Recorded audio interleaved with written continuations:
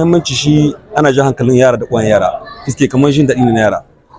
yanda muke son Allah ya taimake mu duk shakka ne muke son mu rika yin shi in muka yi shi kuma muna son mu kamar in aka ce an bada vacancy na rantare da lekol kamar na scholar nan muna son shi ma mu dauke shi mu rika yin shi haka muke son da Allah ya Shin shi wannan wasan kamar wani irin riba ce ga matasa gare gaskiya riba ce kwarai suke akwai kariya mutum ya dauka yana gaskiya akwai defense kwarai baska harka akwai kwarai bismillah waɗansu za su ga kamar hana ma yaran tafiya ne su yi waɗansu ayyuka da dai sauransu me za ku kwatanta ma masu wannan hasashe da gaskiya duka wannan mutane ne suke daga cikin akwai elef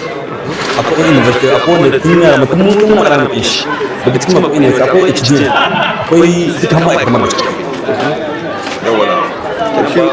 ana iya cewa kamar wannan wasan ya kai matashi ko wance yaro idan ya rike shi kashin matsayi wanda ya zama abin kwatance da yawa saboda ni an taɓa da katagart Allah ne bai ni ba kan wani operation kuma banda ne akwai promotion mu yawa wasan ganga dake shi kana yi judo ana kai ka har turai kana zuwa akwai wuraren mu yawa wanda an saka sana turai babu inda bai kai mutum inda yi judo ne bismillah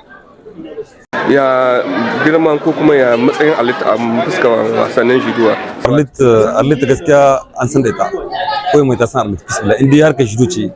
tunda shine nake ne tunda ta so ne nake karami bisa judo gaskiya an san alita tika shin ɗaya maza ne kaɗai yake irin wannan wasa ko kuwa da mata ne? Da mata ta yadda muka taba da wannan yi cut or bus mata wanda nace mun samu tarzumi da wannan mace ma wannan yi cut or muka samu kenan mata ma suna yi maza ma suna yi wani shi hankali gare ku ga uwaye wanda kamar suke ganin ba da ƴaƴansu mata wani illa ce haka a gaskiya bon sadifan da yanda ka san uwaye suka dauki abu bismillah tunda nan muka dauki yaro in zama ta sai mun tambayi uwayen shi yawa in mu ce mu sai mun ta gidan su har mun ta ikon su mun tambaye mushan su mu zo gidansu mu tambayi uwayen shi a ba mu shi kuma mun Allah da muka tai mu kai yaro lahiya mu dawo yaro lahiya fuski yaran ban bari su ma sana muka tai da su muka tai da su suna hannun mu har sai mun dawo lahiya wani kalubale ne kuka fuskanta bisa irin wannan kamar bangaren tallafi ko kuma kamanta haka gaskiya da harin dai sai la shumais pros an sharshi ne amma waga shekara an san yanda harka take ciki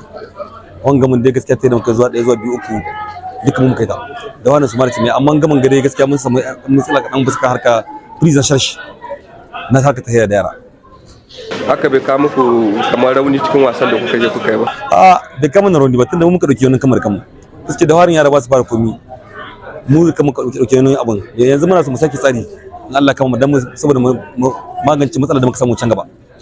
ko kira gare ku ga masu hannu ga shuni gaskiya muna kira ga masu hannu ga shuni bismillah dan dai san samu ne can da harin su mara take daukar tallin mu amma yanzu ai haiz alhamdulillah amma muna so muna kira ga masu hannu shi ne su kama muna wata Allah kama muna an aka zo aka ce ana ketta wannan abin da kamata sai tuce bi shace ta gaba daya an aka ce ana abu gidanku kenan kai ne ke yi an aka ce ana abu garinku kenan gidanku ne to shine muke fata Beat Hausa hada kan al'umma.